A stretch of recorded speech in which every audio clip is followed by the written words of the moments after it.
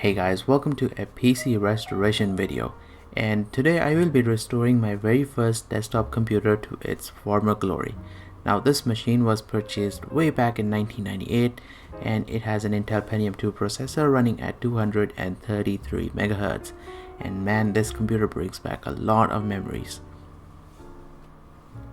Now my plan is to put Windows 98 SE on this thing and turn this into a retro gaming PC to play DOS games like Doom, Duke Nukem 3D, Hexen, Heretic, Wolfenstein, Commander Keen.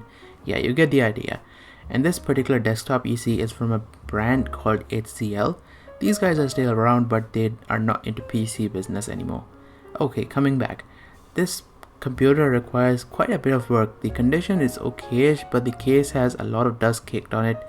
I mean, this thing has been sitting in the storeroom since 2003. I think we upgraded to a new PC around that time. And it's also missing a power supply, and yeah, the two CD-ROM drives are also missing, which I have over here, so it shouldn't be a problem. And I highly doubt that old floppy disk drive works, but yeah, listen to this.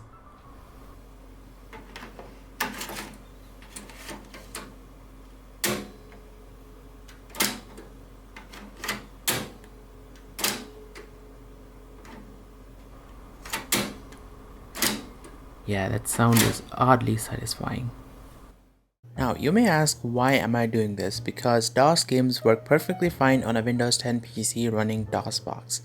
Well, first off, this is like a trip back in time to my childhood, and secondly, running DOS games on an actual vintage PC just feels different and more authentic. Also, Clint, or better known as LGR, has been a big inspiration with this project. Man, this guy is the god of retro PCs. Do check out his channel if you like retro PCs. We are just taking a look at the back of the computer, so let's check out what are different ports we have here on the back. So first off, let's start with the PS2 ports. This is for the mouse, this is for the keyboard. Now these days we connect keyboard and mouse through USB. Back in the day we used to have these two PS2 ports. Then we have USB 1.0, and back in 1998 USB was still a new thing, so this is one of the few motherboards that came with USB ports, because these days everything connects through USB, and I'm fortunate enough to have USB ports on this old machine. Then we have the printer port or the parallel port, we have two serial ports or the COM ports, we have blanked out ports here for the sound card, because this one has a dedicated sound card. This motherboard does not have inbuilt sound card, so this has been blanked out. This is a joystick port. I don't know if you can see it. It has a little joystick symbol there. Then we have the VGA card. This one also has a video out for your TV, S-video out, and VGA connector. And all of these are blanked out because no other expansion is plugged in. And then lastly we have the sound card. This is the MIDI port for the sound card. And this PC is from a blip in time when the processor technology was advancing so quickly that even if you bought the latest and the greatest computer, the thing would quickly become outdated in the span of a year and obsolete by the end of 2 years, and then you'd struggle to run the latest games and software. Damn it, Moore's law. But it was more of an issue back then. For example, my main PC, which we bought in 2012, has an Ivy Bridge Core i7-3770, and even after 7 years, I don't really feel the need to upgrade this thing. Now the first order of business with these old computers is to test if the motherboard is functional or not. After all, this thing has been sitting for quite a while in my storage room. So to do that, we'll need a power supply, because I told you guys this thing is missing a power supply. So we'll just use the Corsair VS550 that I pulled out of my media box PC. Yeah, 550 watt power supply for an old Pentium 2 PC. Yeah, talk about overkill.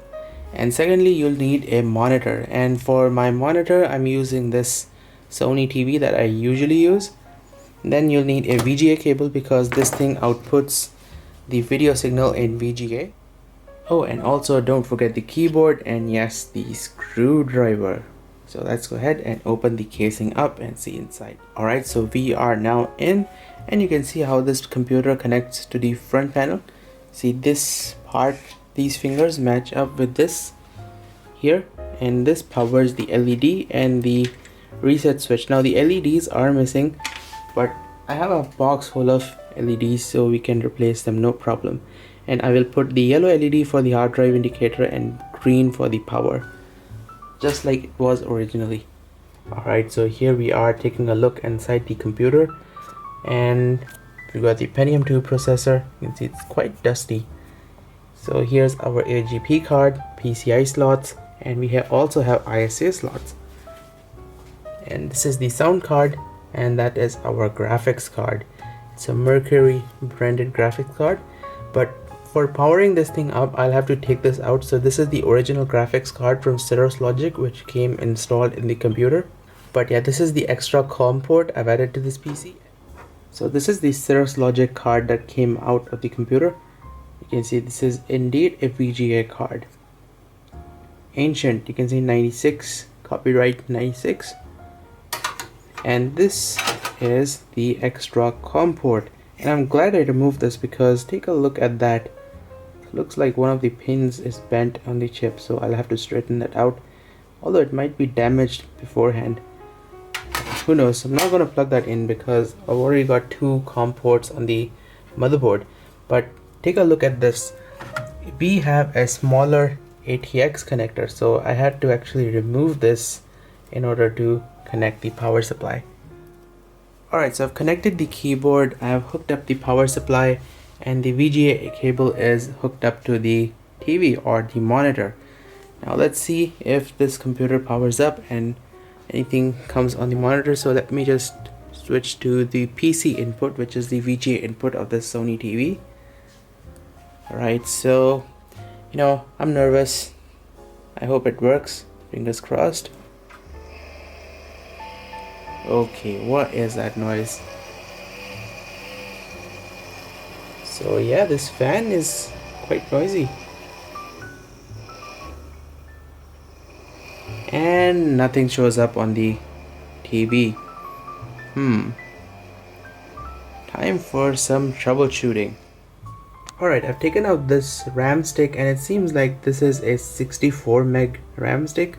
So 128 megabytes of RAM is already in there. Still more than enough RAM. So let's see if this was a RAM issue. So now, and that sound is so freaking annoying. Oh hey, look at this. It is working. So that RAM was indeed bad. And look at this, Pentium 2, 233 megahertz. This is amazing. And 128 megabytes of RAM should be more than enough for Windows 98. I'm not really bothered about that. So it's just checking the memory. 131. Okay, so the CMOS checksum is bad because there is no CMOS battery. But anywho, the computer is now operational. Looks like this RAM stick was bad. So take that out, doesn't matter, 128 megabytes of RAM is still more than enough for DOS based games. But yeah, something needs to be done about this fan. Yeah, that thing is noisy. So I'm gonna disconnect all of this stuff, and then we'll just take the motherboard out and clean the computer chassis. So yeah, this is our culprit. It looks like one of those 40mm fans, but I'm gonna Google this model number and see if I can find a replacement to this. Yeah, just by turning this fan over with my fingers, I can tell the bearings are short on this. And this is one of those 3-wire fans, so it does report the RPM to the motherboard. Let's see if I can find a suitable replacement, but you can see I've taken the motherboard out. I've put back the old RAM just so that I don't lose it. First order of business, cleaning the case and cleaning the outside of the PC case. Also clean the motherboard because you can see it's very dusty. Okay, so I took out the case fan that was installed there, and it looks like one of those standard case fans, and yeah, I'm going to replace this. And I already have the replacement right here. This is a Cooler Master fan, and this one also has LED. That doesn't matter though, because that front part will be totally covered up. We'll just need the fan to be running. So I'll replace that fan, and you can see that's the PC speaker. I'm not sure what's wrong with this camera's autofocus system, but yeah, So there we go, that's the PC speaker, and gonna replace this fan. It's high cool. DC brushless. So this is the ISA sound card that I pulled out of my PC, and I googled the FCC ID which is printed on the board, and it turns out it's an Aztech Waverider Platinum 3D PNP sound card with an IDE interface.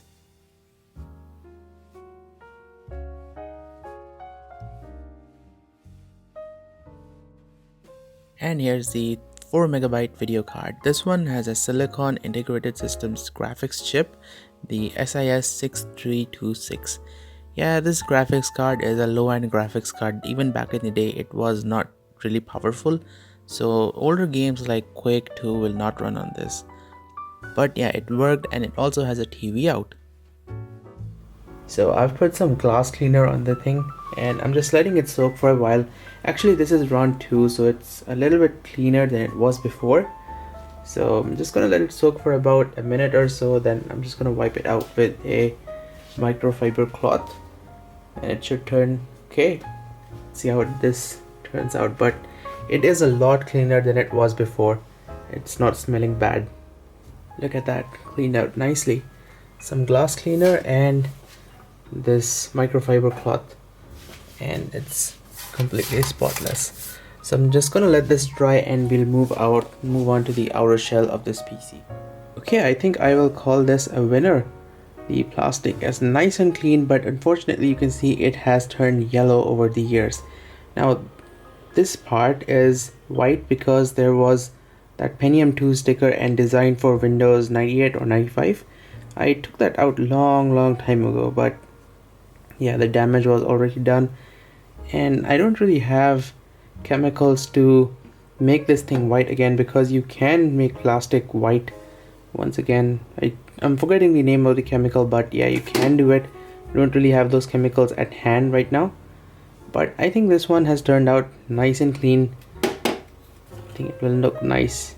I might stick something there because this thing is looking just odd, and this one is more yellow than the rest of the front panel, and the rest of the case is just sitting there soaked in the glass cleaner. Now while this is soaking, I'll just clean out these ribbon cables, the IDE cables of the computer. Oh yeah, the cables are now nice and clean. Well, sort of, but yeah, mostly clean.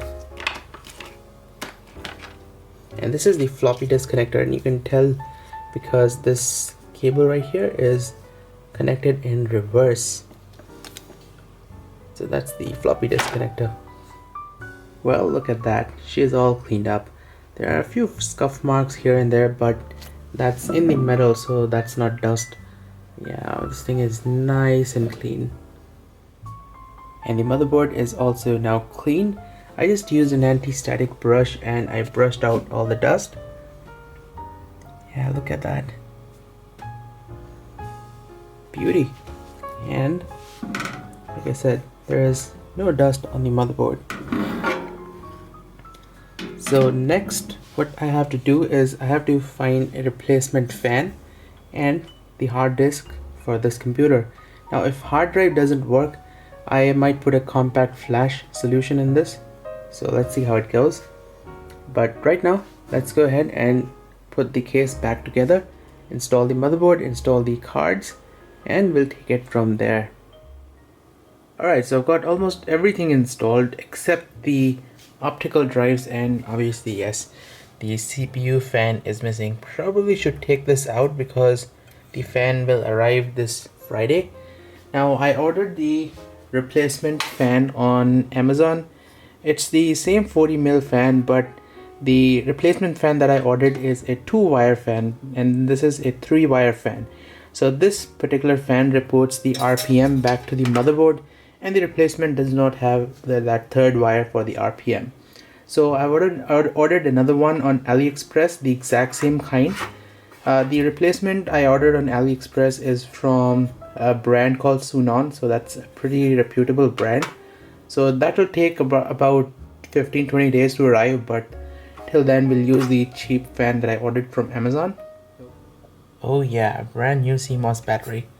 So I figured I'll install this beforehand, and let me just turn the computer on and we'll set the date and time. And I think I'll also install the optical drives before I turn this thing on. Alright, I've configured this one as the master drive and this one as the slave drive. So if you don't know what I'm talking about, IDE uses master and slave for both of these drives to work on a single ribbon cable. Just Google this if you don't know. And this is controlled by these jumpers. And I had actually stored additional jumpers on this thing. This is an old drive controller board. You can see one of them is still there. So we've just configured that. I'll install these drives, but I'm not so sure if this drive works. Let me just adjust the camera's focus. So yeah, I'm not so sure if this older drive will work. You can see the manufacturing date, September 1999. But this one should work. This is actually a CD writer. Both these drives are from LG. So this one's manufactured in February 2004. Still very old. See, compact disc rewritable. So I'll install these and we'll turn the PC on and see if the drives show up on the BIOS. But I'm not gonna run this thing for more than like 2 to 3 minutes because the CPU fan is missing. Alright, got the CD-ROM drives in place. They are now connected. I've also connected the floppy disk drive just for fun. You see power cable is connected. So is the ribbon cable. And I've configured master and slave. The top drive is master, the bottom one is slave. And this is the ribbon cable for the hard drive. I don't have the hard drive right now, so that will arrive soon.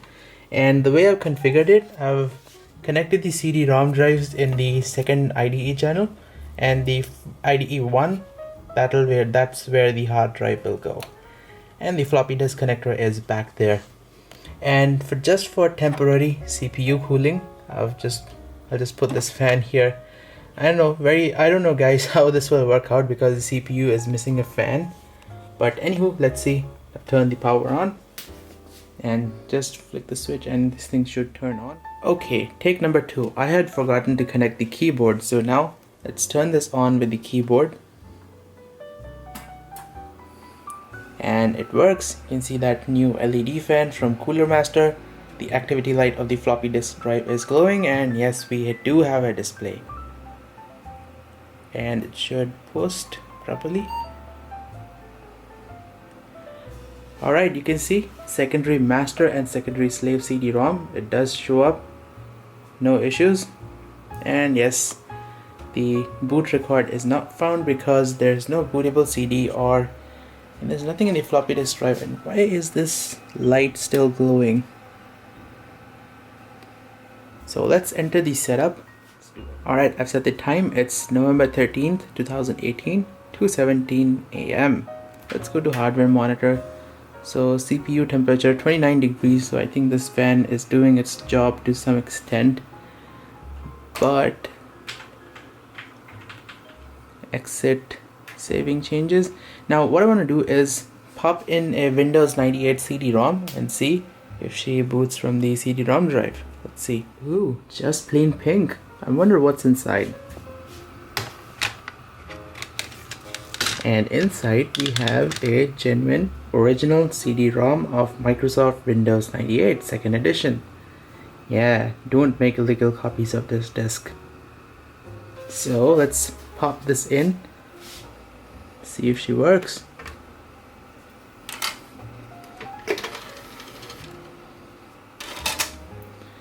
You know, this one is not ejecting for some reason, so I might have to pop the cover out. Oh, there we go. But yeah, at least it's ejecting after all these years. Alright, so let's save the changes and see if we get anything from the CD-ROM. It should automatically detect there's a bootable CD in this thing.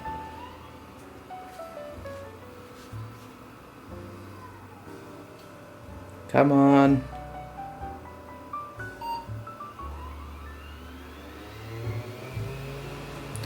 Yeah, boot from hard disk, boot from CD-ROM.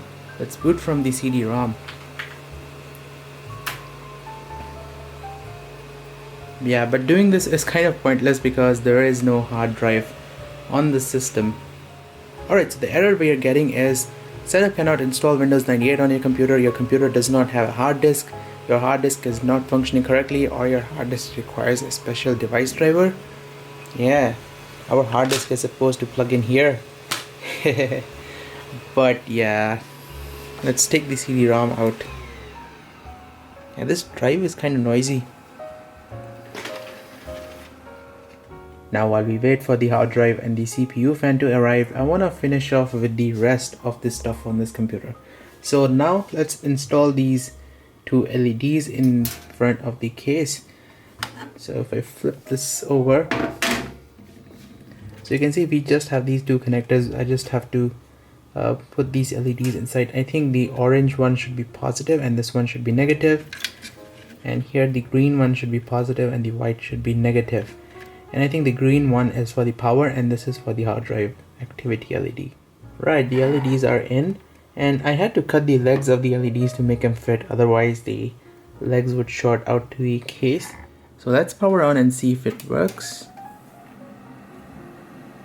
It does work, but it's very dim, especially this yellow LED. So I think it's time to search for a replacement because that's not bright at all, and the case is not probably properly installed. So oh yeah, it's just the hard drive LED turned off. But I'm gonna find a new replacement for these because these are not bright at all. So I was looking for those brighter transparent LEDs in my LED collection, and I found this. This is the green LED and this is a yellow LED, and there should be one more. Yeah, here it is. And this is a blue LED. Now I was tempted to put blue LED as a power LED on this, but I don't think that will match the late 90s era. Okay, take number 2. Yeah, the yellow LED is okay, but that green LED is obnoxiously bright. So I might swap this out with the old LED, and you can see how bright this is. Take number 3. And don't worry about this, the front of the case is not properly installed, but yeah, I think this is much better. The green LED is not as obnoxious as it was before, and this kind of looks like how the original LEDs looked like on this case. Yeah, I'm quite happy with this. See if the reset switch works. Yes, the reset switch does work.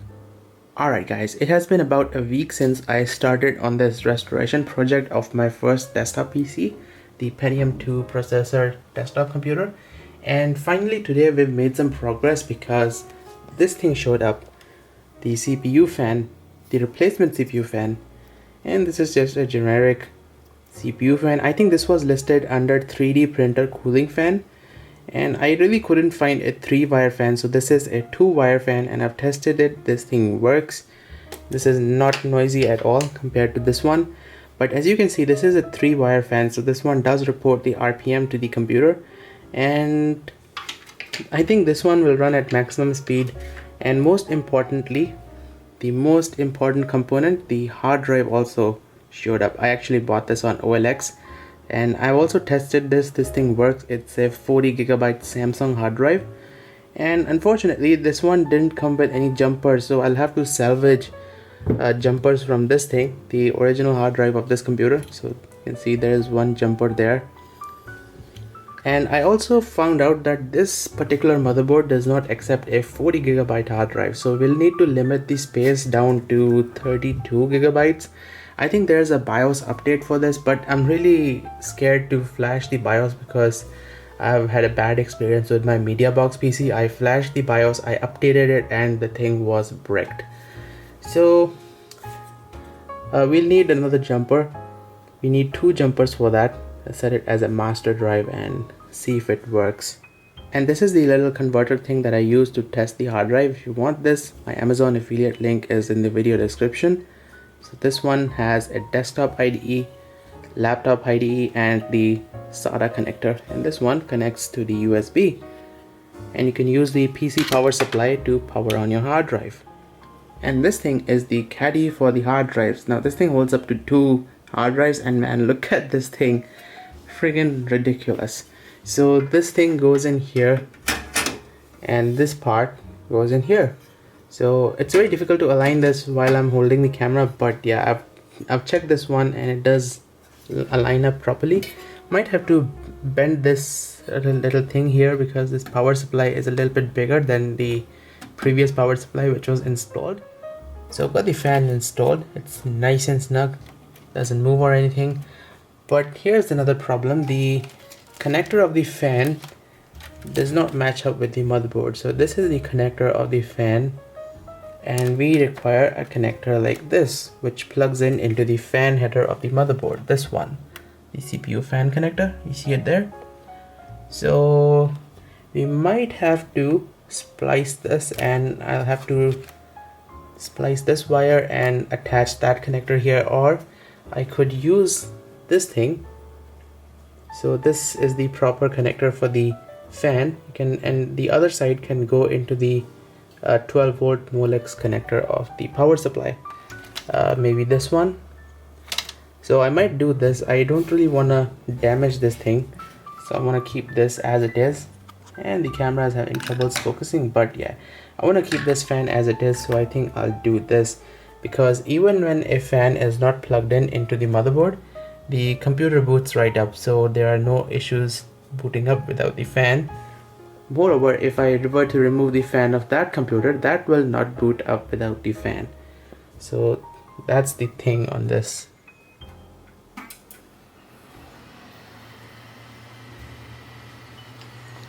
Holy crap, that CPU fan is very fast. I think this one runs at 5000 RPM. But we do have display. Let's go into the setup. Let's go to standard CMOS setup, and yes, primary master does show up, but look at the size. Why is it showing 8 gigabytes when the hard drive is set to 32 gigs? You know, I'm gonna remove that jumper and see if the motherboard detects the hard drive or not. Yeah, that CPU fan, it's running at maximum speed. I'm gonna set this at 5 volts, and it does throw quite a bit of air though. Okay, so I made a little change here. I put back the original cooling fan. Now to quiet up the cooling fan, I have oiled the fan bearings so that one runs quiet. I've taken out the new fan because I really wasn't comfortable wiring this thing up manually, and since that one works okay now, I think I'm gonna leave it at that. So you can see the fan is not making any weird noises. I cleaned it up and I've oiled the bearings. Seems to be okay. So now the only thing left is to close the PC back up and install Windows. Let's do that.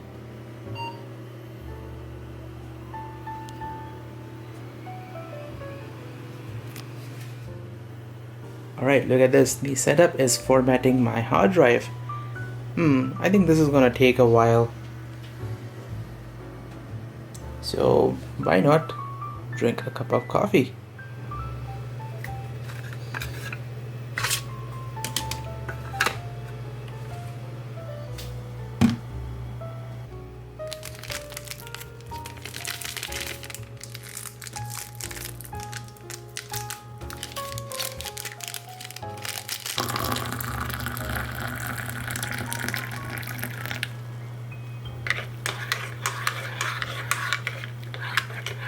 Oh yeah, that tastes really good.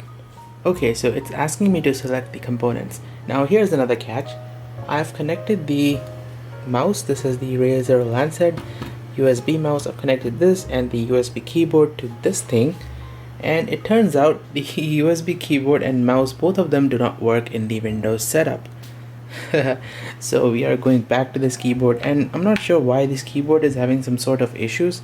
Most probably the PS2 port at the back of the motherboard, that is kind of dirty, so it might not be making proper contacts. But yeah, oh man, it is installing Windows 98, and unfortunately what I've noticed is that the hard drive is showing up as an 8 gig drive, even though it is a 40 gigabyte drive which is set to 32 gigabyte as in the jumper setting.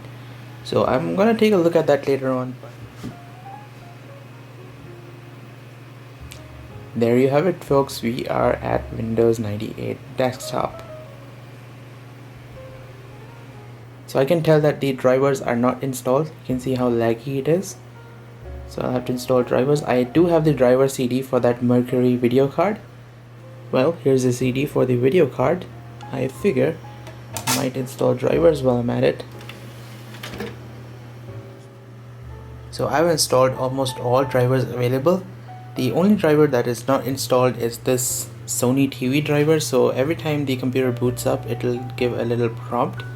But yeah, everything is working, the sound is working. I've installed the video driver. You can see everything is now properly colored. Before it was only showing 16 colors, now it is showing 24-bit colors. And keyboard and mouse both are working. These two are plugged in into the USB port of this computer. But let's just click cancel. So as you can see, we have now, okay, I'm gonna close that because you never know what's copyrighted and what's not, so it's best not to include any music in the video. And I don't know about you guys, but back in the day I used to love Windows 98 themes. So let me just change a few. Let's try Inside Your Computer. Man, this theme always used to fascinate me. So there you go. You can see how fast it is because almost nothing is installed on the computer. And oh yeah, those sounds.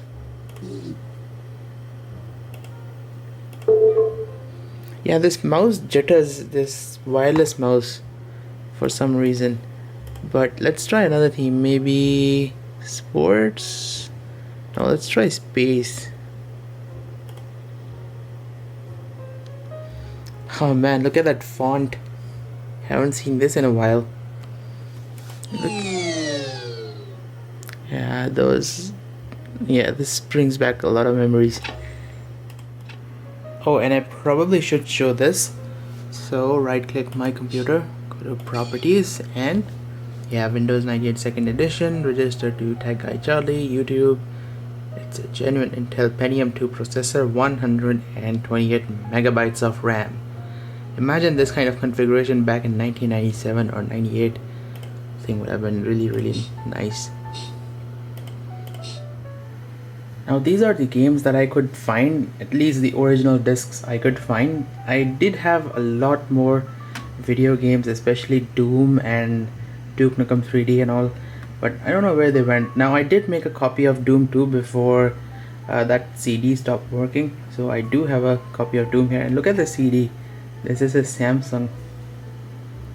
Cool looking CD.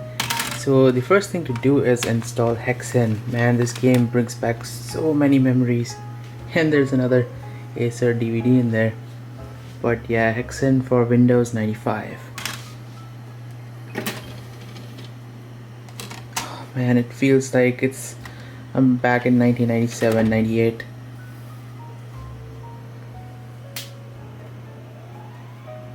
Yeah, listen to the sound of the CD spinning in there.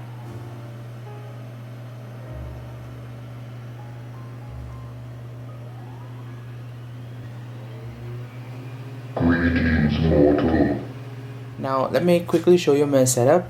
So I'm using this Razer Blackwidow Ultimate keyboard. Now I'm using this because the original keyboard is not working properly. I'll have to clean out that PS2 port on the back of the computer, so I'll do that sometime later on.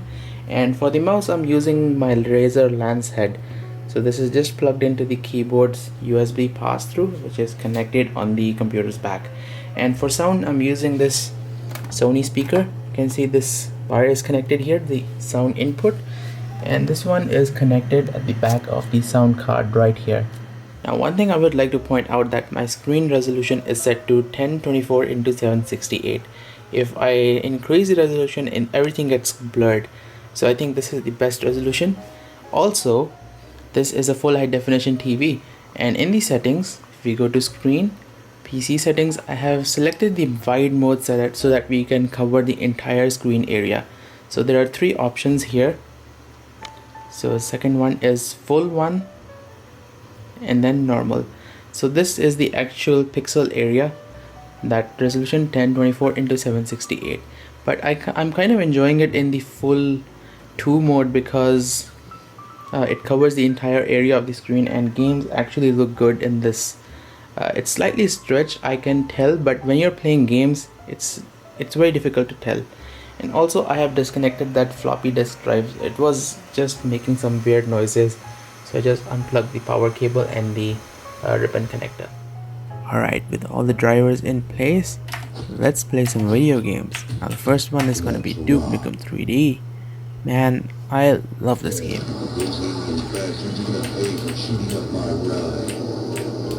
Damn. Man, this game has so much violence. You just start with a gun and you just start shooting the aliens.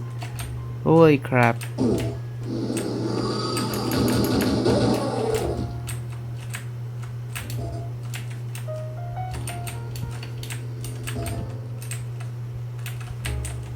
Yeah, I'm not gonna show the entire gameplay, just a little bit parts of it, otherwise this video is gonna go on for hours because I spent hours playing this game.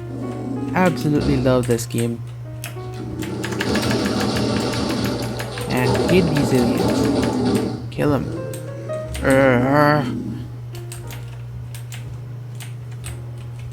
9 health, come on, come on, come on, come on. Don't die.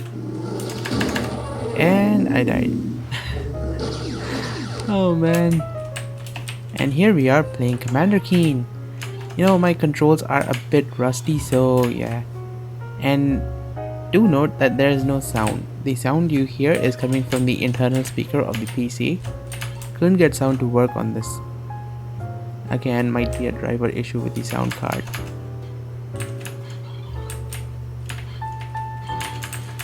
And I'm dead again. And this is one of my favorite games of all times, Pac-Man. And you might be able to hear there are no issues with the sound. The sound was working perfectly fine. And I had a blast playing this game. Although I did die a couple of times. I don't think I'll include that in the video.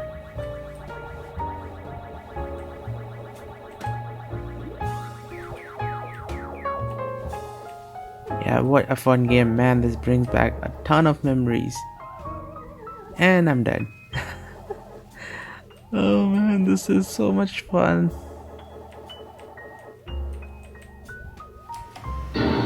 And this is Prince of Persia. Holy crap, this game was so famous back in its day. And this used to run fine on 386. I do remember distinctly playing this game on a 386 desktop PC.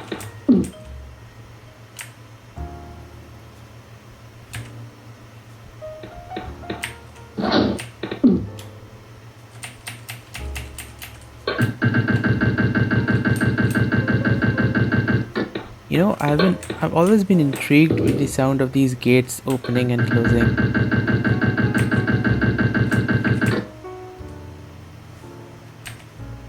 And by the way, I've disabled music in most of these games because, you know, YouTube, you never know what's copyrighted and what's not. And here is some Wolfenstein. Yes, another game that I loved back in the day. And yes, mouse does work. You can use the mouse to aim.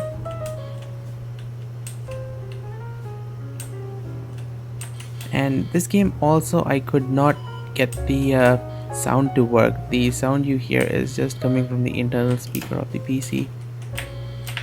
Yeah, like I said, might be a driver issue or something.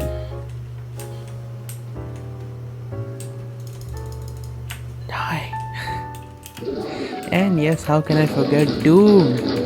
Man, this was the game that got me hooked on to PC gaming.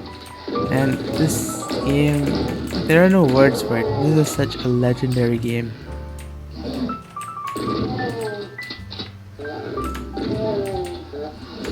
Yeah, you pick up a gun, you shoot people. Or shoot zombies. And always hated those little imps.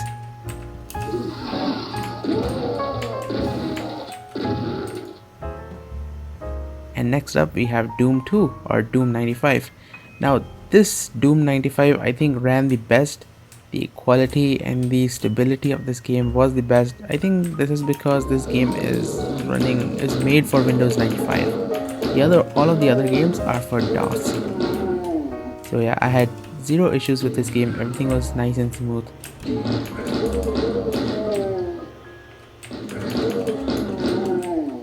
But yeah, visual quality wise, this was the best. Alright guys, I think this Pentium 2 vintage gaming PC project has been immensely successful.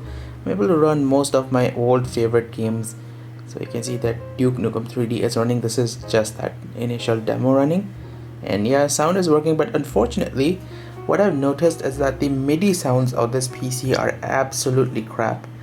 And compared to that one, that PC over there, it might be a sound card issue or a driver issue. I'm gonna try and sort it out, but yeah, drivers are kind of difficult, and I've put down the model of the sound card in the video description.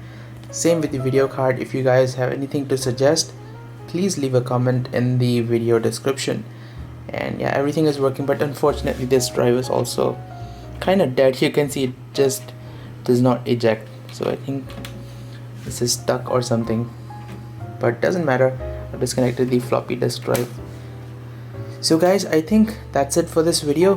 What I'm gonna do now is clean out that PS2 port and try out the original keyboard, because I would like to use the original keyboard instead of using these newer style gaming keyboards.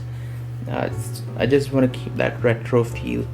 And also I will try and dig out the original monitor for this. I think I have the original monitor. I'm just gonna look tomorrow. So guys, thank you for watching this video, and do stay tuned for more videos like these. If you have any suggestions, feel free to leave a comment in the video description. Alright guys, thank you for watching. Do stay tuned for more videos like these, and I will see you guys next time.